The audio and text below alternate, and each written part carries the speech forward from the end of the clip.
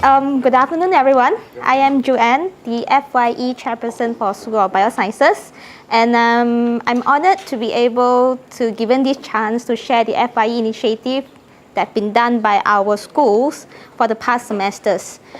Can I have a pointer? I need to press here.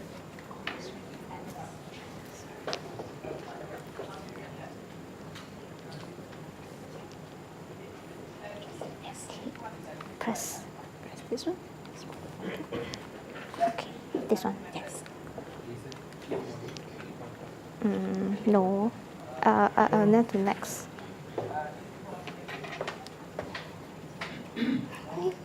Okay. Okay. Right. Correct me if I'm wrong. The FYE has been set up, I think, 3 years ago, right?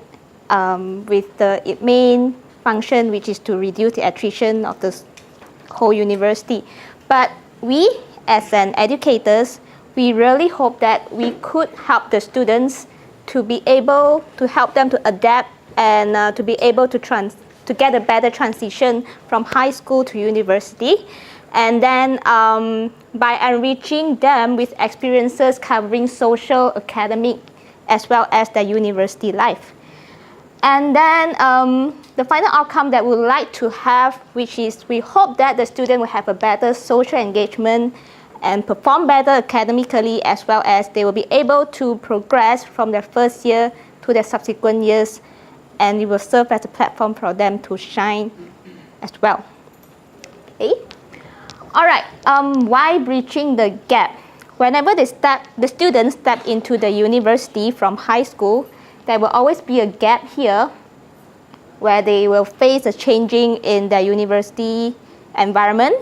They will face changes in their peers, having different kind of relationship with their friends among surrounding them. They will have a problem academically, where there may be some changes in the languages that they use during classes compared to when they are doing it in high school. And they also face time management problem, where I think some of the students will come to you and telling you that, hey, doctor, I'm not able to finish this assignment on and on because I have no time for this and that. All right?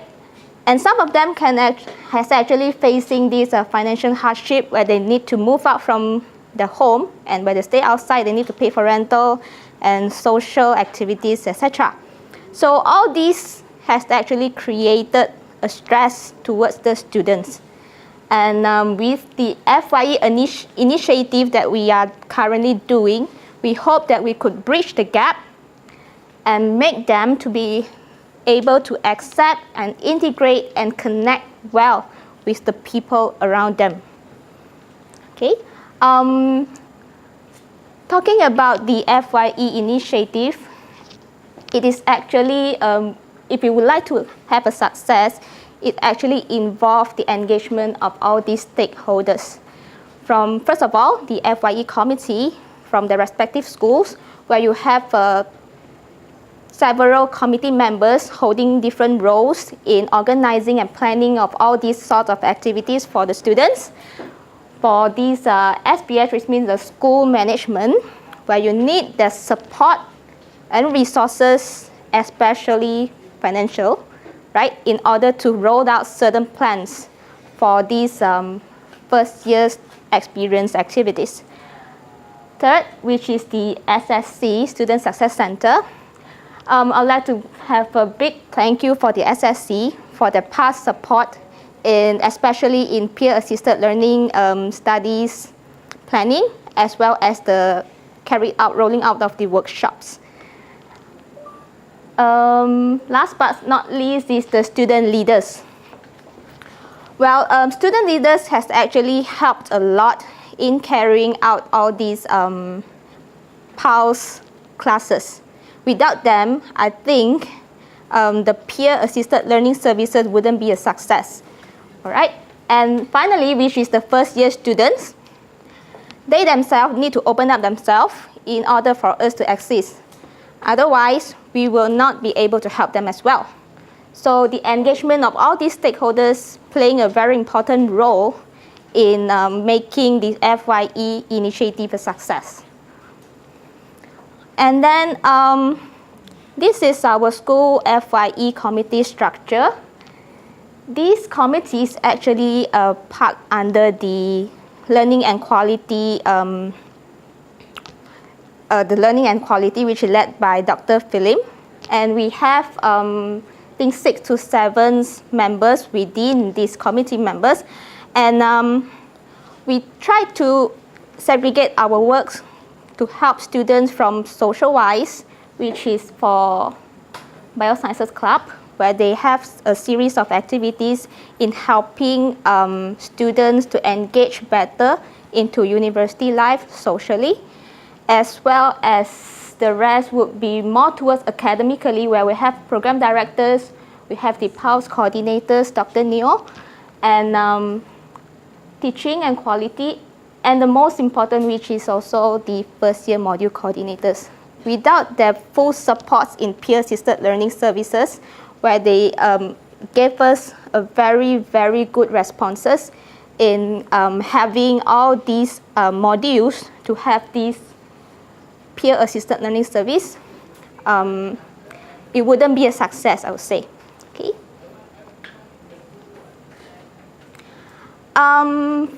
For the committee, before the semester starts, I would normally draft a FYE timeline so that I'll be able to follow up which activities to be rolled out at what week. Okay. First of all, we start with orientation. In addition to the exciting activities and comprehensive activities that's organized by the Student Success Center, under the school activities, we have actually a small activities which involve alumni. We call it alumni talk. And in this particular talk, we actually invited alumni that's already graduated and worked in their respective field to come back to give the undergraduate students a better overview of how they could actually integrate what they have studied in the undergraduate program into the future working life. On top of that, they also actually sharing some sneak peek of the university life, like for example, which lecturers is having, will be having more difficult questions, or which lecturers is good enough that you can actually go to her to get some extra points from her. All right, so this is being done by being arranged by the school academic services and also the alumni of the school. Second would be the formative assessment, academic supports.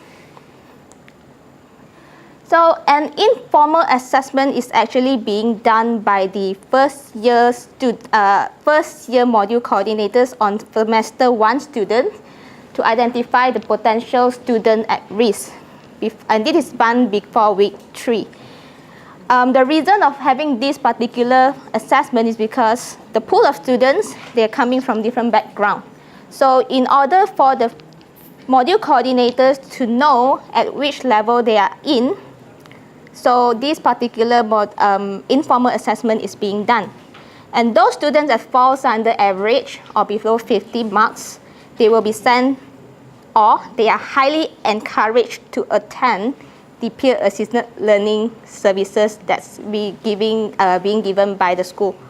Okay, and this is the PULSE peer-assisted learning classes, where this particular website is being set up by Dr. Neil, which is our PULSE coordinator. Okay,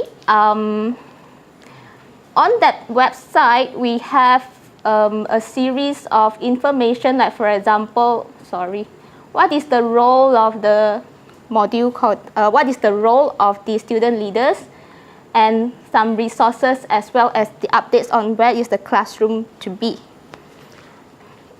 for these particular modules. Okay. This is one of the examples of PULSE semester plan. So the classes were to be commenced from week 3 and end of week 12. And in between, the informal assessment, it will come in right here.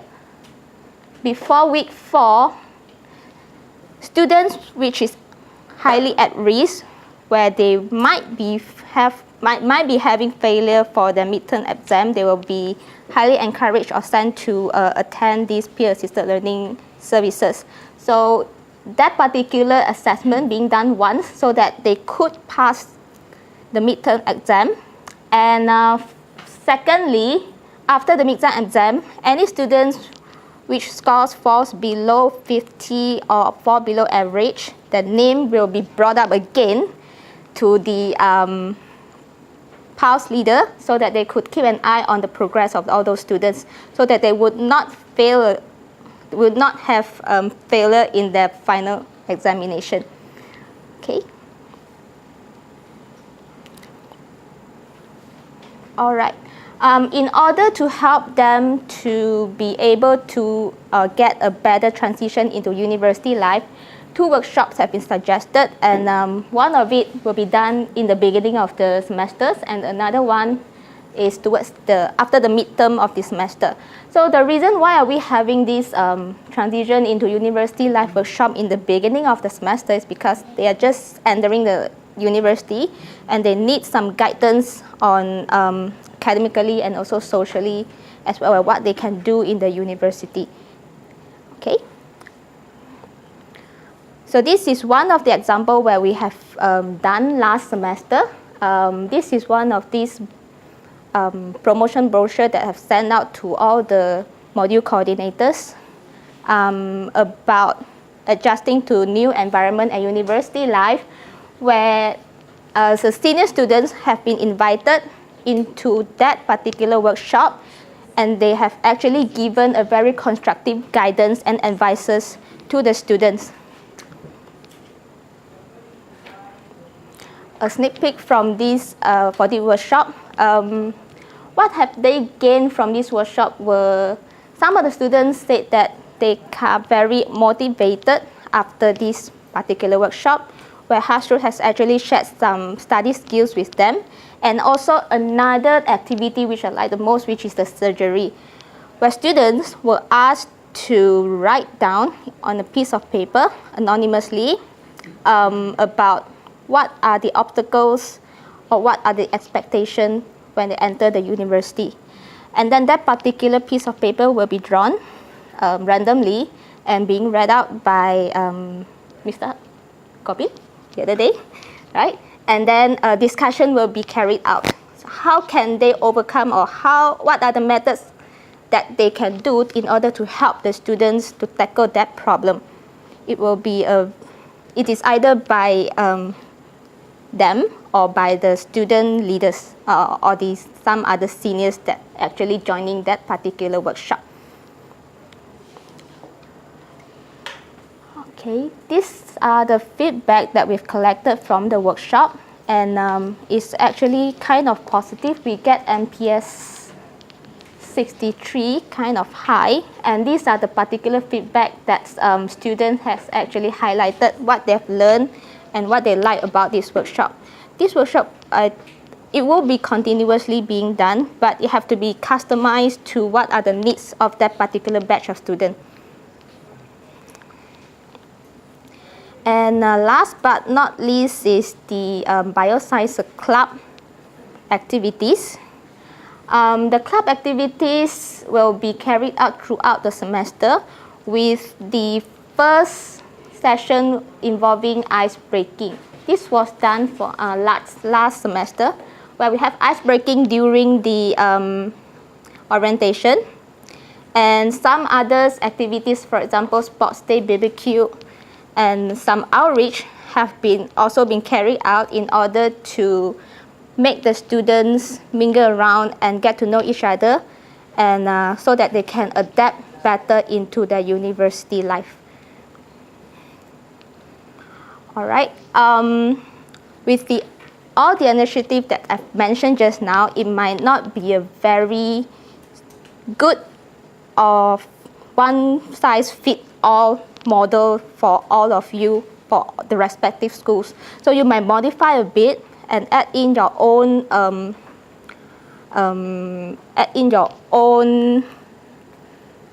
own initiative in order to make your future planning better. And I hope that this could serve as an idea for you in coming up with a future planning, better planning. Okay, thank you very much for your attention. Thank you, Dr. Gwen. Any questions from the floor? Yeah. Joan, you mentioned that by week 2, you identify students who are at high risk. Am I right? Yes. Okay, then when you identify them, you arrange for them pulse sessions. Yep. Good. And also you mentioned that you have some activities to be done, and I saw word compulsory, right? Compulsory. That's for the workshop. Yeah, Oh, for the workshop, yes. So my question now is, compulsory. for Yes. PAS, usually we also identify students who are at risk, and we ask them, okay, to go for, let's say, peer-to-peer classes or PAS classes. But unfortunately, they don't go, right? And guess what? Actually, only good students go for these sessions. Badly, okay, to say this, right? So how do you make sure that these students will go for class? And what is the action you do for those students who didn't go, and although there is written compulsory? This is for workshop, but for past session, we do actually have these attendance monitoring by using Google Sheet. Okay. So the name of the students will be keyed into the Google Sheet. So for example, each class, they have 20 students. The student's name will be in it, and the attendance will be taken by the PALS leader, and this will be shared with the module coordinator, as well as SSC. So this is a kind of monitoring to make sure that the students did attend the class, but if they don't, the module coordinator will go after them. Yeah, we need the cooperative from module coordinator. Yeah. We actually need to find ways. We really need. I mean, each school management should find ways, okay, how to make sure that these students will go for these classes. Otherwise, all our actually efforts is useless if we don't make sure that they go for classes. Yeah, I understand. Yeah, so Yes. I don't know, this maybe you can suggest something for the management, school management to, maybe we can include the attendance of these classes as part of their attendance, overall attendance, because you know when they reach certain percentage, they bar from the final exam, right? Yeah. So maybe you can include this in their attendance. Probably this is one of the things we think about. Any comment, Govind? Okay, thank you, Dr. Abdul Karim. We would love if the school would do that. Make it compulsory for all the students at their class. But from our experience, PALS alone may not be the solution from our experience with FIS. Because the students may face other issues compared to only academic. Right? So by forcing them to go to PALS, it may not resolve the problem. Right? So like what we practice, we actually tried out with SBS this method, whereby once the academic probation students have been identified, or high-risk students have been identified, we actually had a one-to-one consultation. It's divided into two. The first part, both myself, Hassol, and another colleague of mine, we worked on this, is that we meet up with the lecturer first and find out what are the issues that the student is facing. So that when we meet up with the student don't bluff us. We know what's the mental of the student. Then the second stage, after getting the information from the lecturer, is the second stage where we meet up with the student And during the first meeting with the student, we find the student tell a lot of stories, which may not be related and so forth. Then we bring them back, okay, your lecturers have mentioned that you're not attending classes, and what are the main issues? Then the student actually opened up to us. He said, my main issue is that I cannot, I have family issues, I have learning style difficulties and all that. So PALS teaches in terms of the discipline specific type of thing. But probably the student doesn't have issues in terms of the discipline, but in terms of the learning styles and other measures. Even we have issues like time management. The student doesn't know how to manage his time. Or even friendship problem. Alright? We even had one student who we also discovered that there's a gap year, meaning student after SPM, they spend about, didn't continue studying for a year, then they come back again. So they totally forgot the basics and all this. Yeah, so all these issues we have. So PALS is not a one-stop solution. Alright, so for students that you mentioned that maybe not going for PALS, we would recommend, or this is a sharing session where it's good, that you know what are the methods that we're using, is that one-to-one consultation. First, discover what are the issues the student is really facing, then address it. Okay, Kevin. Can I add? Sure. Okay. I'm adding. Please, because I think for us academics, we tend to prescribe something very fast without understanding the root cause. So PALS, we have been running PALS actually since 2011, and as usual, when you have high failures and so on, so one of the examiners report initiative, you put more PALS classes and so on. So what we did with SSC last semester was quite fruitful because we need to understand the root cause. Because some problems are due to academic and some problems they are not due to academic. So if we break down academic, there are few factors. Number one, in terms of whether can they cope with the styles, the content and so on. But we also look at the historical data.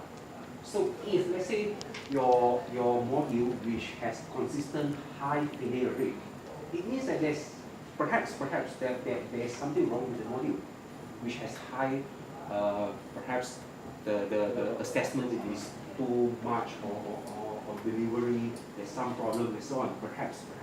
But we need to look at that angle. So these are the academic factors, and also we do have some of the non-academic factors. Some disagreement here.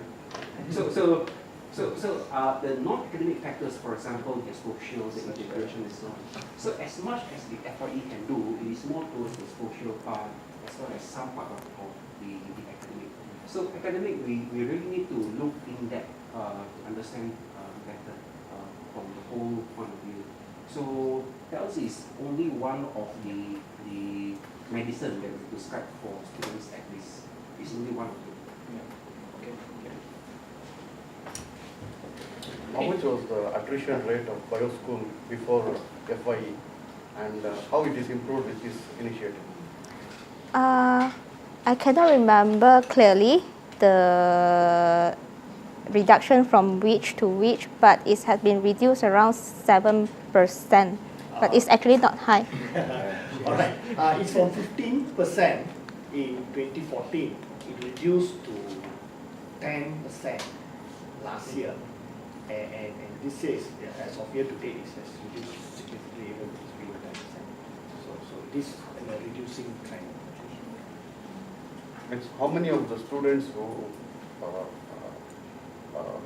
choose to go out of the course, how many of the students, because of the poor academic background? Is there any data like that? Yeah, there is, but I can't give you the exact one now. But what I can say, the highest is usually transferred to another institution. That's the reason that they give. But it could be driven by many other things. For example, integration or cannot cope academically and so forth. The second highest reason is cannot cope academically. How many formative assessment you take during the semester one? You mean for formative assessment? It actually depends on the module coordinators. The one that I mentioned just now was just an informal one to test the entrance level of the students. Yeah. the preliminary knowledge that need to have in order to sit for that particular module, to take that particular module. So is it done across all modules?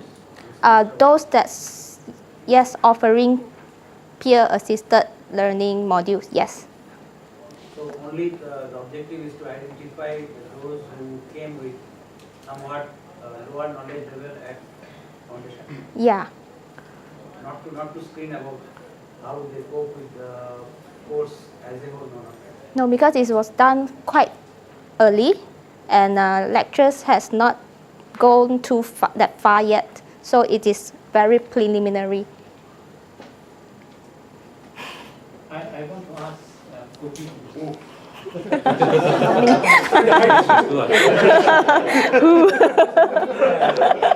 Just now he said about the reduction in the what you call this cases of students, right? Yes.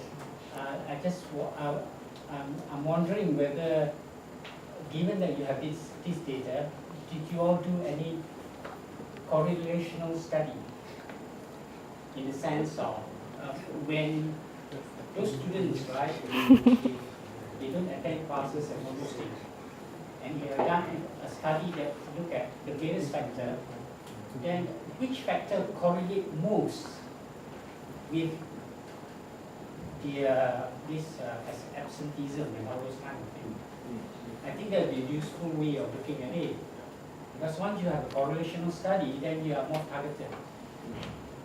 But if you just look at it at random without looking at without doing any correlational study, then you are basically shooting in the dark. You know, you are wasting your resources, you are not targeted, and that kind of thing. That's just a suggestion. Thank you, Dr. Lim. Actually, we did that. We did with foundation in science. But again, I have to admit, at the moment, they're still learning how to. We know that's the way forward. Like what Dr. Philip mentioned earlier on, using big data to actually come up with the appropriate strategy. But at the moment, we are still learning how to do it. And as we speak, we already have a project team who's currently running the analysis, as you're mentioning.